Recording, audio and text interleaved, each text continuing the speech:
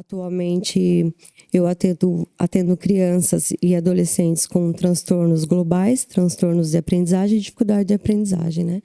Então, a gente trabalha muito nessa área de inclusão, né?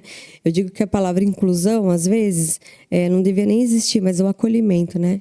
E buscar entender por que aquela criança não aprende, né? E aí, eu falei que eu ia falar um monte de né e tô falando. Aí o pessoal tava me corrigindo lá no né, mas eu não sou blogueira, então vou falar. Fala de Mas, porém. Mais, porém, entretanto. Então. Mas a minha função, o meu trabalho hoje é em busca desse acolhimento, principalmente na área escolar, né? Para ver se eles estão dando aquele suporte para aquela criança que tem o autismo, o transtorno de desenvolvimento intelectual, né?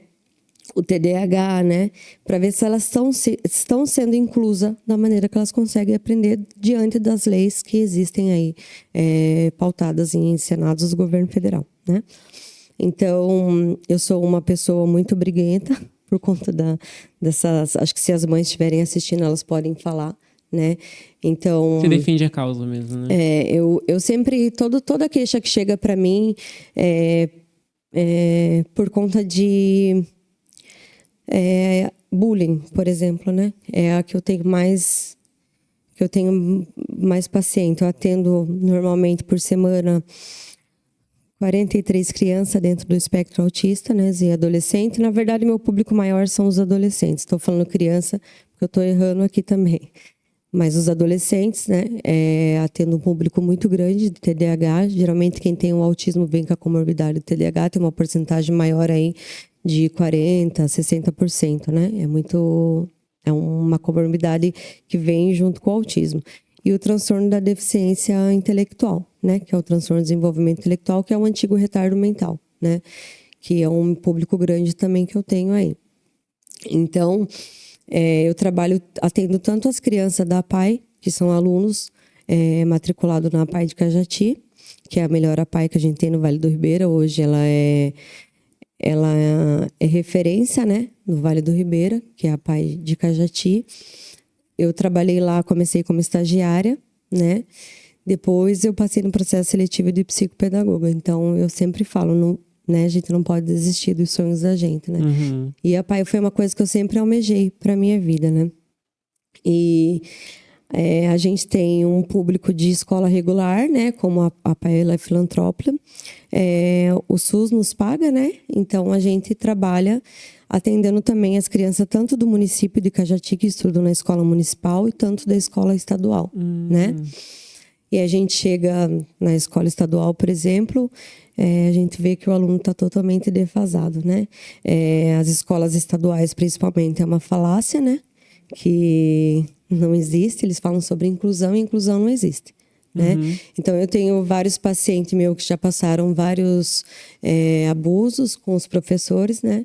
Hoje, no mundo atual, no Brasil principalmente, a gente tem 4%, né, dos professores que são formados numa educação inclusiva, né? Então, é muito pouco. Às vezes eu chego lá numa escola, o professor chama a criança de preguiçosa, o adolescente de preguiçoso, ou porque dá muito trabalho, ou porque ele é mimado, né? Mas não buscou entender ainda quais são os tipos de transtorno e como você lidar. Qual é o limite dessa criança? Qual é a empatia? Como a gente pode ter esse olhar, né?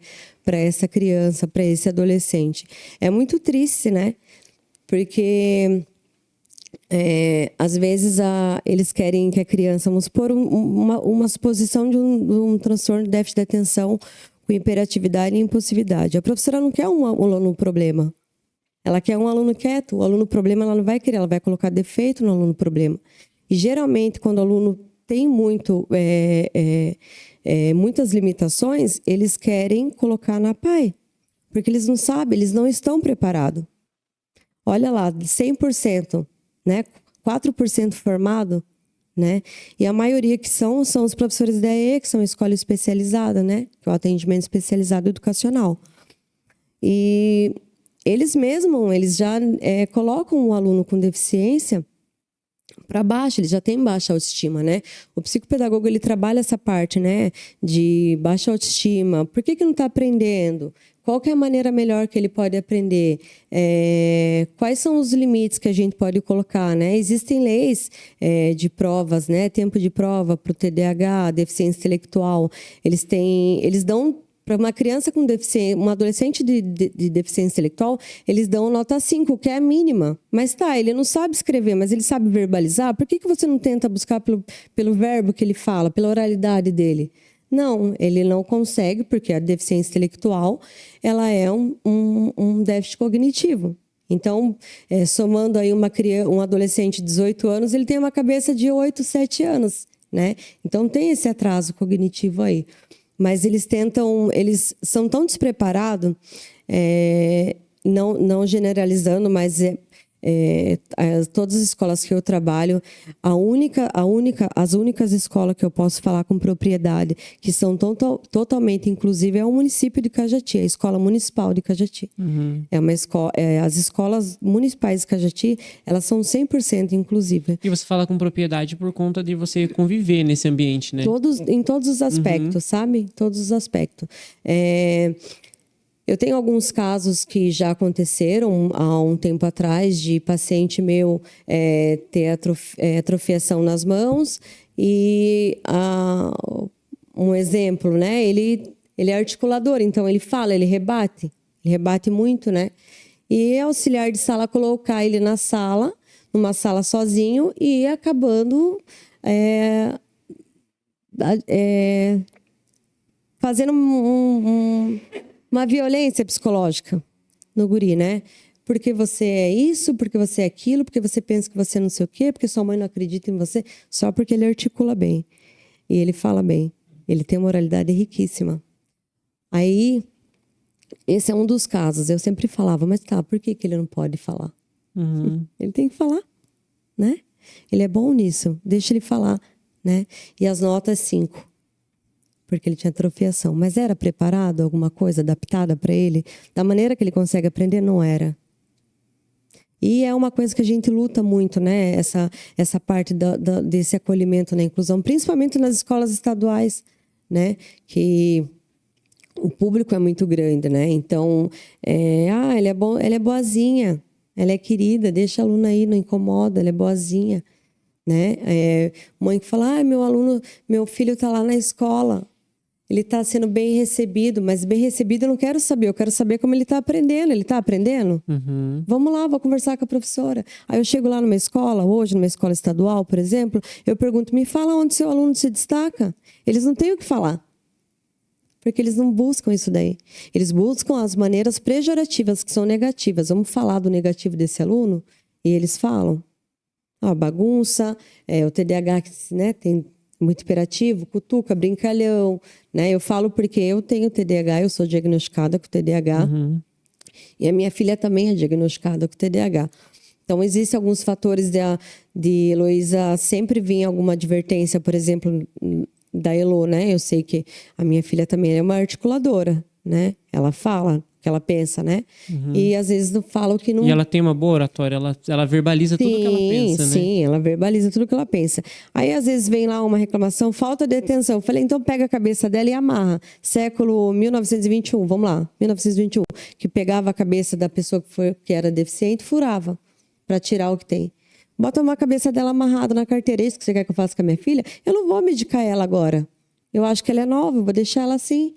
Trabalha, dá estímulos para ela. Trabalha a flexibilidade cognitiva dela. Dá estímulo, não dá estímulo. Eles não querem criança problema, não querem criança problema. E o que eles fazem? Eles começam a reclamar do aluno.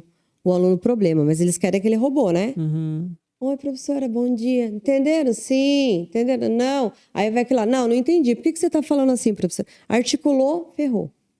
Né? E o TDAH, ele pega, por exemplo, 80%, né? Que é o lobo frontal, que é o maior lobo que a gente tem no cerebral, que trabalha com controle inibitório. Então, é uma coisa que a dopamina, por ter hiperatividade e impulsividade, ela pede para a criança se mexer, pede para a criança correr, pede para a criança falar, impulsiva fica falando a todo momento. Pode ver que eu sou assim também, né? Uhum. Então, eu falo muito, tem que chegar lá na escola, eu tenho que falar, mas sabe, esse lobo frontal aqui não entra aqui. Ele lembra e esquece. Ele lembra e esquece. Ele lembra e esquece. Né? Até os 17 anos, eu acredito que é uma coisa que martela bastante, martiliza bastante na parte cerebral. Depois dos 17, ele já vai diminuindo, mas você já pode começar a controlar, né, o TDAH. O espectro autista, que é a deficiência hoje, né, o transtorno aí que a gente vem falando, né, que vem crescendo bastante. A gente atende na PAI, hoje nós temos, se não me engano, vai fugir da minha cabeça, mas mais de 500 famílias que a gente atende, que a gente trabalha junto com a família, né? Tem uma equipe multidisciplinar, que a gente atende aí uns 300, 200 pacientes por semana, né? Passa por toda a equipe multidisciplinar, fisioterapeuta, psicopedagoga, psicólogo, nutricionista. Então, tem todos esses setores aí que a gente trabalha junto. Hoje a gente está sem terapeuta ocupacional mas isso é a nível mundial, que a gente está numa defasagem mesmo. Mas, então, a gente tem essa busca aí de lutar, né, pela pessoa com deficiência. A gente é a porta de entrada da pessoa com deficiência, né? A gente sempre acolhe. Eu sou uma pessoa muito social, que eu acolho muito a família. Às vezes eu vejo uns memes lá, mando para a mãe lá, não pode ter vínculo construtivo com as mães do paciente, mas eu tenho muito. Eu choro, eu brigo. E às vezes é difícil a gente ser de verdade também. Eu sou um pouco explosiva, sabe? E às vezes quando a gente trabalha numa verdade e as pessoas... Eu entro num grupo hoje para trabalhar, por exemplo. Eu entrei nova nesse grupo.